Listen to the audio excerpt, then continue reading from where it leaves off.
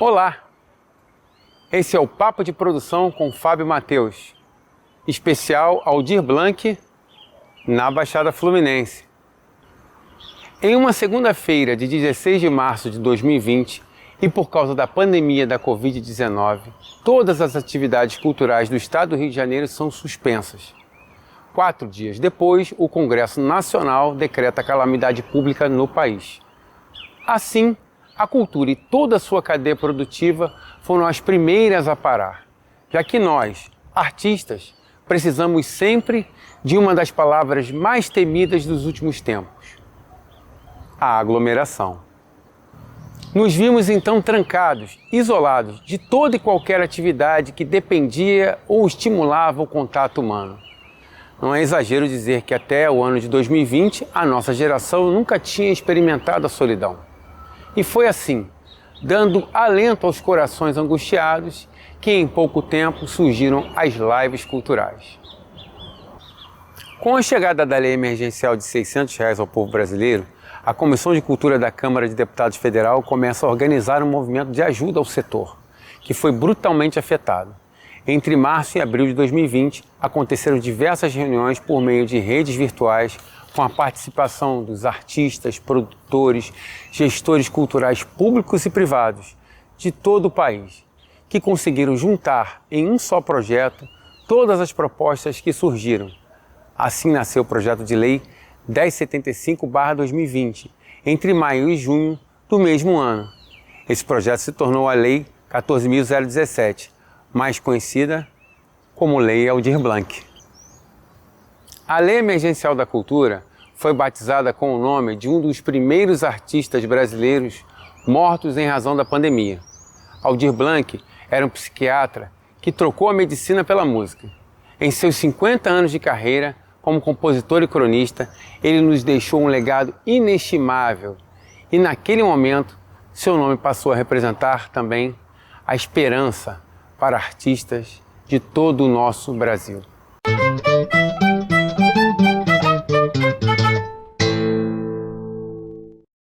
Sancionada no dia 29 de junho de 2020, a Lei 14.017, ou Lei Aldir Blanc, diz: artigo 2º. A União entregou aos Estados, ao Distrito Federal e aos municípios, em parcela única, no valor de R$3 bilhões para serem usados no ano de 2020, em ações emergenciais de apoio ao setor cultural de 3 maneiras. Inciso 1. Renda emergencial mensal aos trabalhadores e trabalhadoras da cultura. Inciso 2. Subsídio mensal para a manutenção de espaços artísticos e culturais, micro e pequenas empresas culturais, cooperativas, instituições e organizações culturais comunitárias. Inciso 3. Editais, chamadas públicas, prêmios, aquisição de bens e serviços e outros instrumentos destinados à manutenção de agentes, de espaços, de iniciativas, de cursos, de produções, de desenvolvimento de atividades de economia criativa e de economia solidária, de produções audiovisuais, de manifestações culturais, bem como a realização de atividades artísticas e culturais que pudessem ser transmitidas pela internet e disponibilizada por meio de redes sociais e outras plataformas digitais. Continuando nosso papo de produção especial Aldir Blanc na Baixada Fluminense, temos ele aqui, que é rapper, escritor, arte educador, doutor em educação, o cara não é fraco não, e muito conhecido por ser um dos fundadores do instituto mais conhecidos do Brasil, com fama internacional, que é o Instituto Enraizados.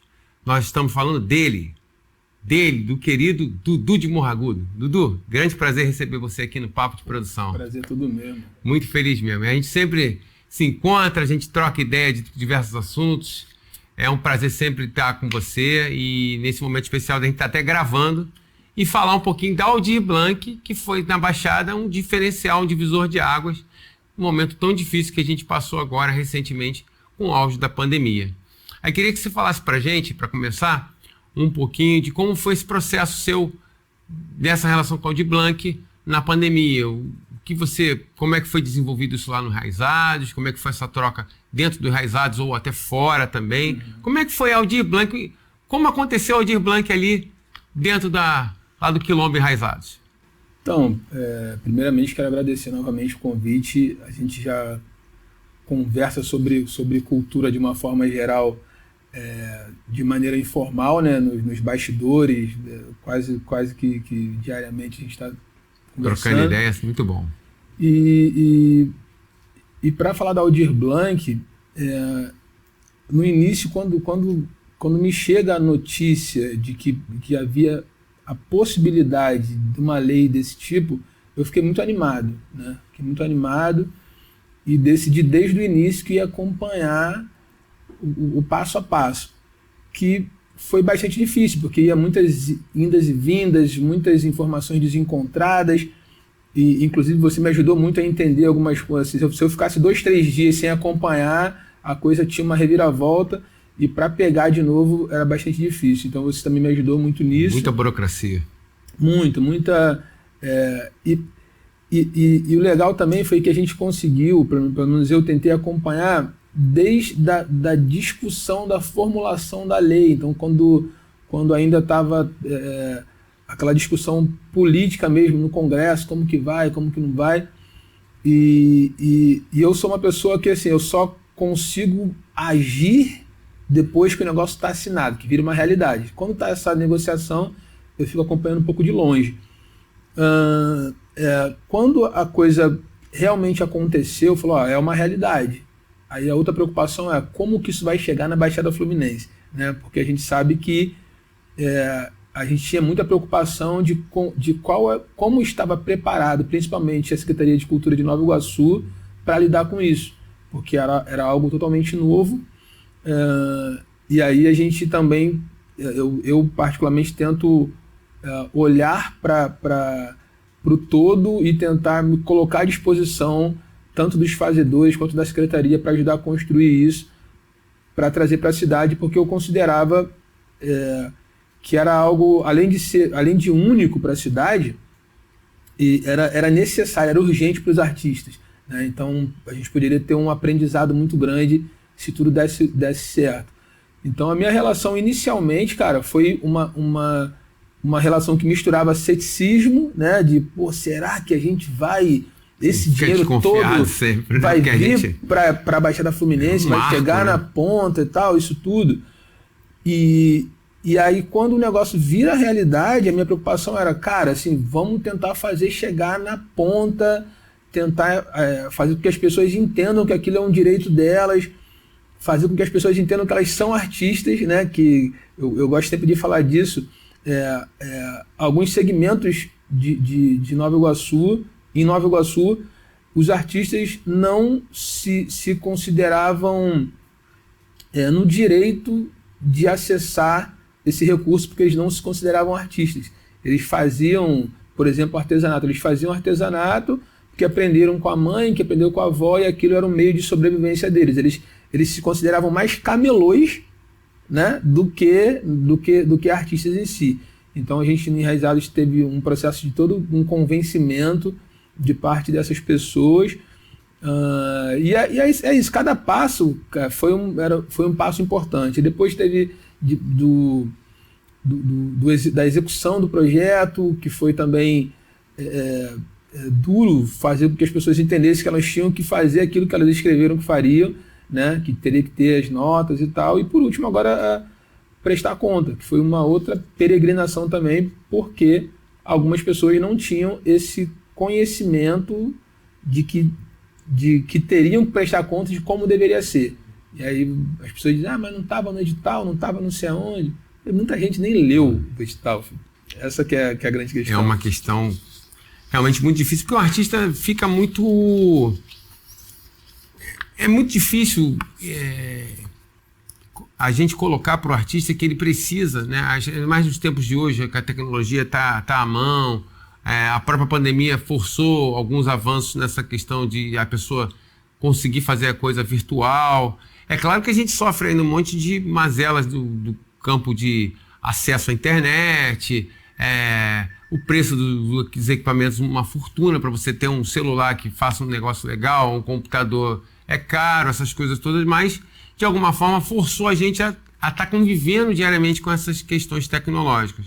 Então, de alguma forma, eu vejo que o artista precisa cada vez mais estar ligado que a arte dele vai precisar do esforço dele para ele se tornar um pouco produtor, né? O papo de produção, estava aqui com a Jordana conversando no programa anterior e falando justamente disso, que a função de produtor, ela cada vez tem que ser mais pertencente ao artista.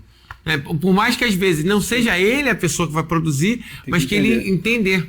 E a prática do entendimento passa por essa questão das leituras, de fazer oficinas, de trocar conhecimento, essa coisa toda. Eu acho que se apropriar desse conhecimento, que eu acho que assim, o artista de hoje é um artista que ele não pode ser o mesmo artista de 2 décadas atrás, 3 décadas atrás.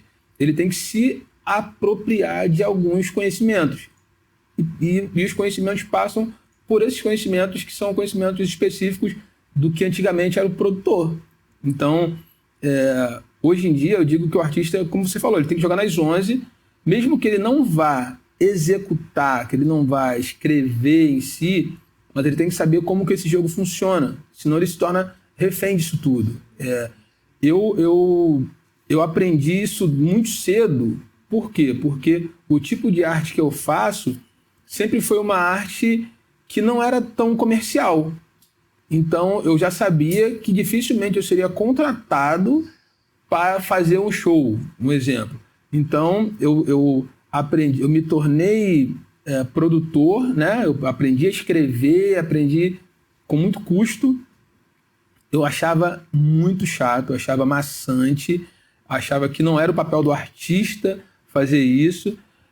Mas a partir do momento que eu consigo me apropriar desse conhecimento, eu consigo criar um mercado, não só para mim, mas para vários outros artistas. Eu passei a contratar uma série de pessoas que estavam no mesmo local que eu, fazendo o mesmo tipo de arte que eu, para fomentar mesmo, né? Contratar para as pessoas estarem ali no palco fazendo a sua arte e recebendo para isso. Só que com o tempo eu fui percebendo que isso não era algo comum, assim. Muita gente com muito tempo, muitos artistas com muitos anos de carreira não se apropriaram desse conhecimento. E não se apropriaram desse conhecimento e inclusive, alguns replicam algumas coisas que não são reais, né? Assim, coisas que nos bastidores vão falando, vão criando seus mitos, assim, que não são a realidade mesmo da produção. Então, quando a Aldir Blanc chega, não só a Aldir Blanc, acho que alguns editais pequenos que vieram antes, não na Baixada Fluminense, mas não nas cidades da Baixada, mas no governo do estado, as pessoas começam a falar, pô, não, isso é muito panela. Cultura presente nas redes, né? E viu que foi super democrático. Não vou fazer isso não, porque isso é muito panela e tal. Eu trabalho, já prestei serviço muitas vezes avaliando projetos, tanto para o governo do estado, quanto para a Prefeitura de Niterói e do Rio de Janeiro. E o que a gente vê é isso, assim, muitas pessoas que você sabe que fazem muito bem, que você tem projetos que são de muitos anos ali, que são conhecidos, mas na hora de colocar aquilo num texto para explicar o que eles fazem, eles não conseguem fazer isso, né? E, infelizmente, quando a pessoa está avaliando, ela vai levar em consideração essa parte técnica. O que ela escreveu, o orçamento que ela fez, o cronograma que ela fez. Se tudo aquilo ali converge de alguma forma para dizer a nota que ele vai ter, se ele vai ter direito àquele recurso ou não. Então, isso também é uma técnica, isso é um conhecimento que é acessível, mas que, infelizmente, muitos artistas hoje acham ainda que não, pô, eu sou só artista, eu não quero fazer isso, muitos nem sabem que tem que fazer. Muito difícil hoje ter essa ação da parte do artista. Eu acho que cada vez mais, principalmente os que estão chegando agora, tem uma consciência de que é imprescindível estar tentando, pelo menos, ter o conhecimento de como funciona, é fundamental. Porque é um divisor de águas, cara, entende? Quando E eu entendo que é difícil entender o todo, né? Quando você fala de produção cultural, a primeira pergunta é o que é um produtor cultural? Tem muita gente que acha que é a parte da execução. Eu faço um exemplo do pessoal que faz roda de rima, rodas culturais nas praças. Não, eu sou produtor, eu produzo uma roda cultural. Realmente, isso aí faz parte de um todo, mas é um pedacinho ali da coisa. Um tempo atrás eu comecei a fazer um curso, eu pensei num festival que agregasse muitos fazedores, né? E que é o Festival Caleidoscópio. E aí eu falei, vamos pegar quem quer se voluntariar para ajudar a gente aqui a produzir esse festival. E aí tinham quase 100 voluntários, cara. É muita gente. Só que eram 100 pessoas que não tinham ideia do que estavam fazendo. Então você imagina você lidar com um monte de gente que está agindo de forma aleatória dentro da produção de um evento. Eu falei, não, a gente precisa organizar isso. E a partir daí eu penso em fazer o CPEC, que é um curso de produção. Que no CPEC eu mostro, eu não aprofundo nada, né? Mas eu mostro todo, falo, para a primeira captação do recurso vem daqui, e para captar o recurso isso aqui é o mundo, né? Isso aqui existem tantas formas de fazer isso. A parte que a gente vai ajudar a pensar agora, que é a parte da produção, que todo mundo aqui vai fazer, que é a galera do curso, e tem uma terceira parte, que é o pós, né? São os produtos que vão ser gerados, a prestação de conta, uma série de outras coisas.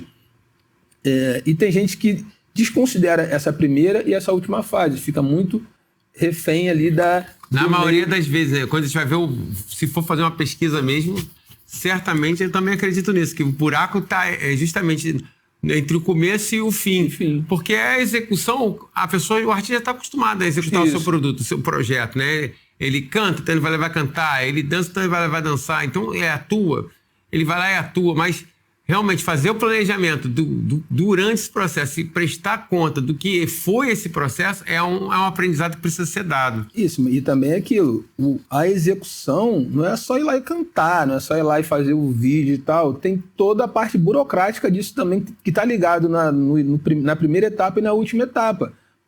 E quando você entende o todo, por mais que não seja a mesma pessoa que vai fazer, né, uma pessoa escreveu o projeto, a outra vai executar, a outra vai prestar conta, mas todas elas entendem que essas três etapas conversam de alguma forma, cada um vai fazer de forma que facilite o trabalho do outro, né? Não adianta o cara chegar para prestar conta no final e não tem uma nota, irmão. Eu tento muito ajudar as pessoas a resolver os problemas, né? Então, Dudu, tem que prestar conta de um projeto aqui, cara, não sei o quê. Aí eu falo, traz tudo que você tem. É isso aí. E vamos ver o que a gente faz. Eu costumo falar assim, na verdade, bota assim, e aí? O que é o seu projeto? Aí a pessoa me conta. Eu falo, agora escreve aí o que você me contou. Não, tem que escrever. Mas é isso, você me vendeu uma ideia, cara. Você tem que botar essa ideia no papel. A diferença é que quando vai botar no papel, você tem que prestar atenção que vai ter alguém para avaliar. Então, você tem que contar de uma forma onde a pessoa, de uma forma simplificada e direta, ela entenda. Simples assim. Não pode... às vezes quer escreve demais, ou floreia demais, ou adjetiva demais. Não, tem que ser objetivo. Escreve difícil. Tem que pensar quem está do outro lado. Tem um caso que é interessante, que um amigo chegou com as notas para prestar conta de um projeto. E eu pedi, cadê as notas? Ele jogou assim na mesa, lá de realizados e tal. E aí tinha papel de pão mesmo, aquele negocinho, tipo 3 almoços e não sei o quê. Eu falei, cara, isso aqui não serve. Pô, mas por que não serve? Eu falei, não, porque tem que ser nota fiscal, tem que ter... Aí ele falou, não, mas aí eu queria fazer o dinheiro circular na comunidade e tal. Eu falei, eu entendo o que você queria fazer, mas para esse caso aqui não serve, saca? E aí, eu falei, você vai ter que devolver esse dinheiro. Ele falou, pô, mas eu não tenho dinheiro. Eu falei, então a gente tem um problema, que não é culpa minha, não foi eu que inventei essas regras do jogo. Inclusive isso está no edital. Você leu o edital? Não, porque não foi eu que escrevi, foi fulano. Cadê o fulano? Não, fulano já saiu, tive um desentendimento com ele. Então o negócio é todo partido. Eu tenho alguns casos também de projeto. Tem um amigo nosso aqui de Nova Iguaçu, que ele escreveu, ele chegou, porra, qual é, chefe, isso aqui eu quero fazer um projeto, tem um edital aberto do Estado. Aí, a mesma coisa que você falou, me conta aí. Pô, isso, o cara fazia negócio há 10 anos. 10. Falei, maneiro. Mas por que você faz isso? O cara não conseguia. Eu via o sofrimento dele em pensar o porquê, que ele nunca pensou naquilo. Ele fazia porque ele se sentia bem fazendo, né? Mas nem o porquê, nem o pra que você faz isso. Eu acho que era 12 mil, 15 mil reais o projeto, e eu falei, vamos fazer o orçamento. Aí eu falei, ó, tem coisa que você faz sem dinheiro nenhum, mas você não faz com 15 mil.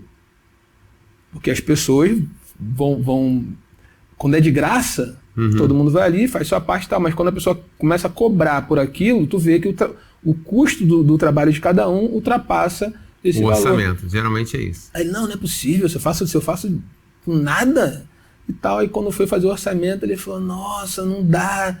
E eu falei, eu quase sempre começo pelo orçamento, que é para saber até onde eu posso ir e tal. E aquilo ali foi um momento de aprendizado para ele, que ele conseguiu habilitar, assim, é muito louco assim, quando o cara foi habilitado, ele já estava comemorando, porque ele conseguiu mandar os documentos certos. Depois, quando o dinheiro caiu na conta, ele falou, cara, pá, muito bom. Aí na hora de executar, o bagulho deu ruim e prestar conta nem pensar, tá ligado? Cara, tem que fazer isso. Não, mano, já deu bom, já comprei meu som e tal, daqui pra frente eu vou sozinho, porque eu nunca dependi do Estado.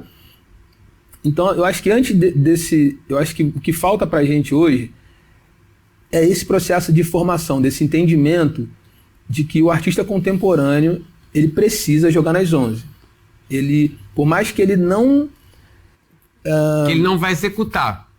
Na prática, a produção executiva, ele precisa entender como é que esse processo, até para ele tratar de forma profissional o processo. E algumas outras pessoas também, Fábio, que estão na cultura, estão ali orbitando a cultura, precisam ter esse entendimento também, porque às vezes o menino, a menina, cara, é super organizado, saca? Assim, ele escreve bem e pode muito bem assumir essa parte de, eu vou escrever essas coisas. Tem galera que, que presta conta super bem, super organizada, mas eles não têm acesso a esse tipo de conhecimento, não sabem como isso funciona. Então, acho que o CPEC, ele cumpre bem, inclusive cumpriu muito bem esse papel agora na Aldir Blanc, porque o pessoal me acompanha em tudo, né? Galera, ó, o dinheiro vem daqui. E daqui da onde? É esse edital, lê isso aí. Ó, o orçamento que eu fiz foi esse. E tal, ó, o projeto foi esse aqui. Aproveitando que você está falando do seu projeto, queria aproveitar e perguntar. O que você achou que foi o mais dificultoso nesse processo dos editais que você participou? O que você destaca que não foi uma coisa legal, não ajudou, não agregou? Tem 2 pontos de vista. Como eu já estou bastante acostumado com edital, eu particularmente, Dudu, Enraizados, não sentiu uma dificuldade em si, tanto em fazer quanto prestar conta, porque pra gente é algo que é comum. Mas pela proposta da Lei Aldir Blanc, eu acho que foi complicado. Quer ver uma coisa? A gente aprovou tanto no município de Nova Iguaçu quanto no estado. A gente, tanto eu quanto pessoa física, quanto Enraizados quanto pessoa jurídica. No governo do estado, a maior dificuldade pra gente foi abrir a conta no banco, mano. Tá ligado? Assim, foi desesperador, porque tinha prazo e tal. E no caso dos bancos não tem esse costume de prática de estar abrindo conta convênio, principalmente para processo cultural, e teve uma demanda alta, né? Muito alta, todo mundo se encontrou no banco. Curto. Todo mundo se encontrou no banco para poder abrir a conta. E abrir a conta foi dificultoso, e depois foi dificultoso por quê? Porque descontava uma fortuna de tudo. Você fazia um Pix e descontava R$10. Você fazia, todo mês descontava 230 e poucos reais. Eu falava, gente, que taxa é essa e tal? Tem que mandar uma carta e tal. Então, esse movimento, para mim, foi cansativo, porque não precisava passar por isso. Entende? Assim, não tinha necessidade de passar por isso. Se pra gente, que tem uma experiência um pouco maior, foi cansativo, você imagina para as pessoas que não tem esse hábito. Não tem esse hábito, não tem essa entrada com alguns gerentes do banco. Agora, de uma forma geral, pela proposta da Lei Aldir Blanc, eu acho que foi um processo muito dificultoso, porque tinha pessoas que não tinham experiência nenhuma, cara. Assim, tem pessoa que entrou por conta do desespero, por conta que precisava muito, era uma questão de botar sobrevivência. Comida dentro de casa. Então, e aí falando por Nova Iguaçu, eu acho que Nova Iguaçu da cidade da Baixada Fluminense. Foi uma cidade que teve se movimentou muito mais rápido para conseguir trazer o recurso. Inclusive, eu fiquei bem feliz com isso, porque eu vi que tinha uma mobilização ali. Eu acompanhei em algumas cidades e vi que o pessoal estava meio perdido. Nova Iguaçu foi bem mais rápido. Mas essa questão da prestação de contas, de todo esse processo, eu achei que os coletivos deveriam ter tido os coletivos, as instituições e os artistas deveriam ter tido um acolhimento maior. Porque é isso, assim, quem são as pessoas que não prestaram conta? Vamos dizer assim, eu tô mais preocupado com prestar conta. Quem são essas pessoas? O porquê disso, né? Até a minha pergunta, você acha assim, a gente provavelmente vai ter um índice, essas pesquisas de resultado final, acredito que no ano 2022 vai acabar vindo à tona. A gente, por experiência de vida, a gente acredita que os índices de prestação de contas serão altos, né? Na faixa de 80%, 90%. Vai acabar sendo dessa forma. Mas, ao mesmo tempo, eu, particularmente, acredito que isso tem que ser pensado, repensado, discutido para reverter essa situação. Eu acho que a gente participando do programa com o professor João, até foi colocado que, assim, por que não há um diálogo para se discutir isso? Por que não aproveitar esses números que vão sair agora e a gente botar isso na pauta, botar isso para discussão, botar caminhos para isso ser resolvido? Que eu acho que e a entrevista que rolou com a Jordana também, ela falou da preocupação com a criminalização dessas pessoas que não conseguiram prestar conta. E por que disso? A gente precisa esmiuçar esse processo. Assim, você em particular, você estava até relatando um caso de um menino que foi buscar ajuda, vai cair nesse processo, desse problema, e de um modo geral vai se tornar uma coisa recorrente nesse processo agora final de avaliação. O que você acredita que precisa ser feito para modificar isso? Eu acho que, como você lembrou agora, a conversa que a gente teve com o professor João Guerreiro, ele traz um pouco da solução para a coisa. Assim. Eu acho que a gente tem que rever, porque assim, o que está dado, está dado. Né? A gente vai ter, provavelmente, um índice muito alto de inadimplência na prestação de contas. Agora, qual o olhar que a gente vai ter para isso? Vai ser um olhar mercantilizado de pensar no dinheiro, cadê esse dinheiro, não sei o quê, que é um olhar que criminaliza, que fala assim, esse pessoal não fez o projeto, esse pessoal agiu de má fé e tal, e a gente sabe que isso não é realidade. Muita gente fez e não sabia como prestar conta, não sabia como fazer isso. E isso pra gente é um dado muito importante para a gente até pensar políticas públicas. Que no mesmo encontro a Jordana falou com a gente, política pública, gente, não é só a gente jogar dinheiro no negócio. Não é só o edital. É a gente entender como que as pessoas vão fazer para acessar esse dinheiro. Como elas vão fazer para se manter dentro dessas regras que são criadas. Então, eu acho que punir essas pessoas é o governo não dar condições dessas pessoas acessarem o recurso, não dá condição de acessarem na completude, né, de seguir todos os passos. Então o governo não dá essas condições. Tem um pessoal aí, que eu não sei quem é, a gente está sabendo quem é agora, o dinheiro está aí. Agora vocês prestam conta. Mas a gente não sabe como. Ninguém mostrou pra gente, ninguém ensinou a gente. É a primeira vez em todas as cidades da Baixada que tá tendo esse edital. Não, então vocês vão ser punidos. É igual o governo, a discussão sobre a redução da maioridade penal. Deixa todo mundo ao relento a vida inteira, entrega a própria sorte. Aí quando as pessoas infringem algum tipo de direito, porque também já estão entregue a própria sorte, fala, não, agora a gente vai ter que te punir, e vamos punir até quando, não vou deixar nem você nascer, saca? Então, eu acho que tem que ter um olhar mais humano pros fazedores. Eu sempre tive muita preocupação, Fábio. Desde o início eu falei, cara, todo mundo que eu puder ajudar a prestar conta disso para aumentar um pouco o índice de adimplência na coisa, eu vou fazer, porque eu sei que eles vão usar desses números vão usar esses números contra nós no futuro. Entende? Então, mas é difícil, porque é muita gente. É muita gente. E a situação era aquela... Acho que a gente está fomentando aqui um papo que certamente a gente vai se debruçar sobre ele em breve e tenho muita torcida para que a gente se debruce mesmo de verdade, mas para achar as soluções. Assim a gente espera. Aí eu te pergunto também, né? O que porque a gente também é fazedor, a gente é produtor, né? A gente é artista. Até tá chegando perto do fim da nossa bate-papo, eu até te perguntar assim, nesse aspecto das suas realizações, né? Como fazedor, como artista, o que você executou no Aldir Blanc, o que você destaca como ponto mais positivo e como ponto mais negativo? E se você acha que essa lei ela deve ser repensada para ter continuidade, você é a favor? Vou começar pelo fim, super a favor, porque ponto positivo da Aldir Blanc para mim, a gente movimentou não só culturalmente, mas financeiramente, todo mundo contratou todo mundo, irmão.